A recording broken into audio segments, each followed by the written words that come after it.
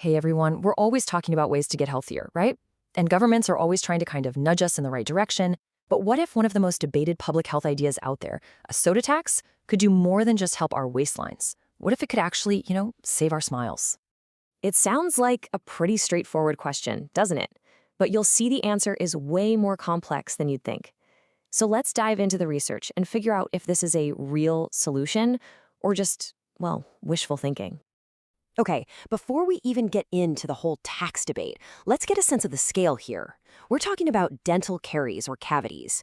And this isn't some small-time problem. It's a massive global health crisis. I mean, it affects billions of people, more than almost any other chronic disease out there. So the stakes are incredibly high. All right, I know why you're here. You want the answer, and I'm not going to make you wait till the end. We're going to jump straight to the main takeaway from all the research. So, what's the verdict? And here it is. The bottom line is, yes, taxes on sugar-sweetened beverages, or SSBs, they really can work. The evidence is pointing to the fact that they can get people to drink fewer sugary drinks, and that means fewer cavities. And this is especially true for the most vulnerable people in our communities. But, and this is a huge but, did you catch those really important words in there? If well-designed and implemented. That's what this whole thing hinges on. The potential is absolutely there. But actually making it happen in the real world, well, that's where things get really, really tricky. Let's break down why. So, first up, let's look at the actual evidence that backs these taxes up. How exactly do we get from a can of soda to a cavity? And how in the world can a tax get in the middle of that process? Now, this is one of those questions we all think we know the answer to, right? But the actual science behind it is pretty fascinating, and honestly, it's really straightforward. Think of it like a four-step chain reaction. Step 1, you drink the sugar. Step 2, the bacteria that live in your mouth have a feast on that sugar and produce acid. Step 3, that acid attacks your tooth enamel, basically dissolving the minerals that keep your teeth strong. And step 4, if that happens over and over again, boom, you get a cavity. The whole idea behind a soda tax is to break this chain right at the beginning, at step 1. And this isn't just a theory. We're seeing real results. In places like Australia and the UK, scientific models are predicting major drops in dental problems. In Philadelphia, they've actually seen it happen, real-world reductions in tooth decay. And here's a surprise bonus. Fewer dental problems means kids aren't missing as much school. Pretty cool, right? Okay, so the evidence is looking pretty good. But remember those key words we talked about? If and how?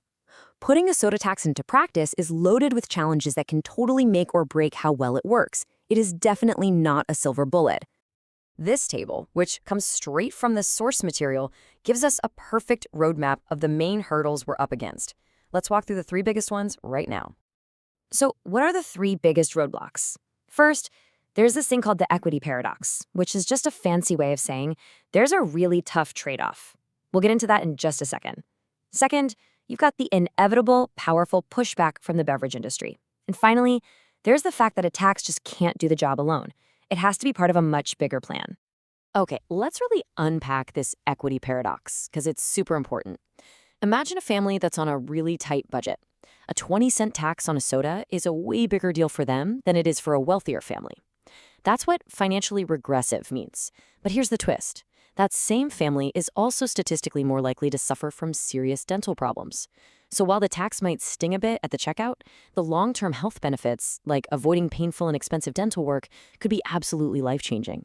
You can see why it's such a tough balancing act for politicians. So with all these challenges on the table, how do you actually make a tax work? Well, the answer is to stop seeing it as a magic cure-all and start seeing it as one tool in a much bigger public health toolkit. And it all comes down to the design. This is really where the rubber meets the road. I mean, anyone can create a tax, but a poorly designed one is just annoying. A smart one, though, can be a seriously powerful force for change, pushing both us as consumers and the companies themselves toward healthier choices. And look, the design of the tax is everything. You could do a simple flat rate tax. That's easy to put in place, but it treats a slightly sweet drink the same as a total sugar bomb. Or you could do a tiered tax based on sugar content. This one is way smarter because it gives companies a huge incentive to actually change their recipes and use less sugar. Why? Because the less sugar they put in their drinks, the less tax they have to pay. So let's wrap this all up. If you want a successful policy, you need these three key things. First, the tax can't just be floating out there by itself. It has to be integrated with other health programs, like education. Second, and this really helps with that whole equity issue, the money you raise from the tax has to be reinvested directly back into community health programs. And third, the whole process needs to be super transparent so it can stand up to all that industry pressure. So at the end of the day, the science is getting clearer and clearer. A well-designed tax on sugary drinks can lead to fewer cavities and better health for everyone. The debate is really shifting away from, does it work, to a much tougher question. It's about politics, it's about our community priorities, and it's about whether we have the collective will to not just pass a tax, but to build a truly smart and fair health policy around it. What do you think?